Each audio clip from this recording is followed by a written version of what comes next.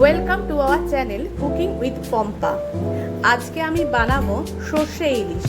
সর্ষে ইলিশ বানাবার জন্য প্রথমে আমি 4টে ইলিশ মাছের পিস রেখে দিয়েছি। এই 4টে ইলিশ মাছ দিয়েই আমি সর্ষে ইলিশ বানাবো। প্রথমে আমি কি করব, এই মাছ 4টেকে নুন আর হলুদ দিয়ে 15-20 মিনিটের মতো মাখিয়ে রেখে দেবো।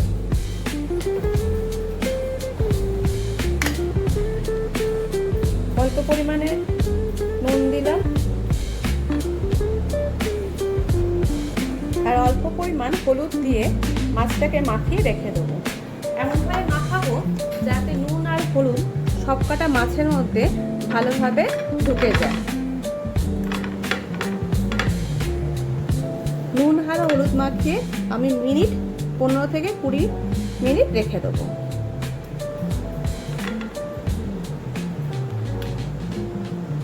মাছগুলোকে ভালো করে নুন আর হলুদ মাখিয়ে রেখেছি। এমনভাবে মাখিয়েছি যাতে প্রত্যেকটা মাছের মধ্যে নুন আর হলুদ সমপরিমাণে মিশে যায়। এবার আমি 15-20 মিনিট রেস্টে রাখবো। এবার আমি মিক্সিতে একটা মশলা পেস্ট করে নেব। মশলাগুলোর মধ্যে প্রথমে আমি দেব 1 চামচ সাদা সর্ষে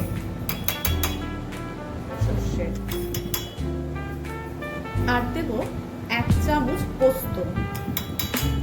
এর মধ্যে দিয়ে দেবো 2 কাঁচা লঙ্কা আর দেব অল্প একটু নুন।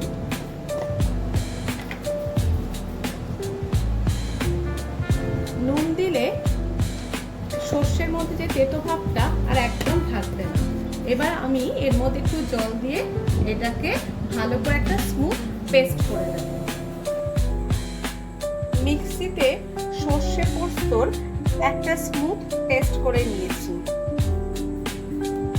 এবারে আমি কড়াইয়ে খানিকটা সর্ষের তেল দিয়ে নেব।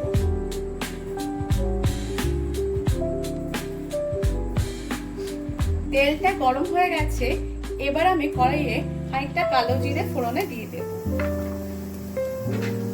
আর দেব 2 কাঁচা লঙ্কা।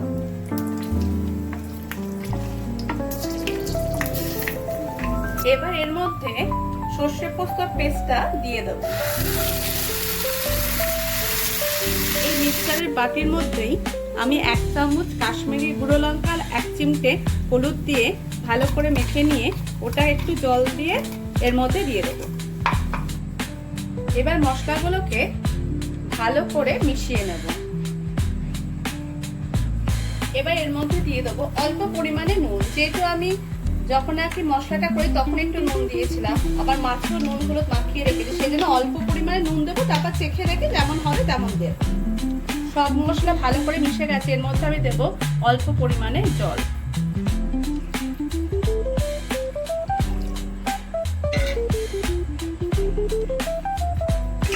এবার মাছগুলোকে ভালো করে এর মধ্যে ছেড়ে দেব।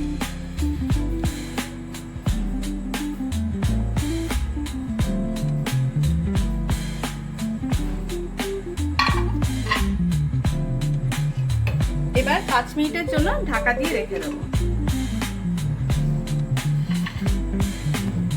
5 মিনিট পর মাছটাকে একটু উল্টে দিই।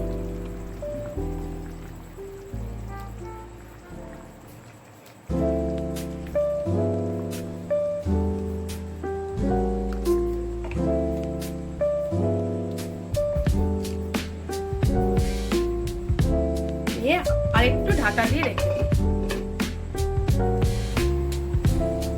এবার দেখি মাছগুলো কি অবস্থায় আছে।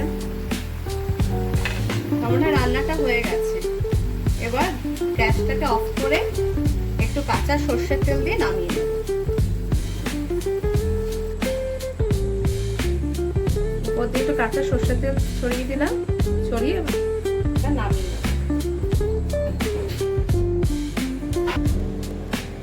দেখো রেডি হয়ে গেছে সর্ষে দিয়ে ইলিশ মাছের ঝোল। আমি কিন্তু এটা ইলিশ ভাপা করিনি। ইলিশ ভাপা করলে আরেকটু গায়ে মাখা মাখা হয়, ভাপে করতে হয়। এটা কিন্তু আমি সর্ষে দিয়ে ইলিশ মাছের ঝোল করেছি। এখন তো ইলিশ মাছের সিজন, আপনাদের বাড়িতে নিশ্চয়ই ইলিশ মাছ আসছে। আপনারা আমি যেভাবে করলাম সেভাবে করে দেখবেন, খেতে অসাধারণ হয়। আজ তাহলে এই পর্যন্তই, নমস্কার।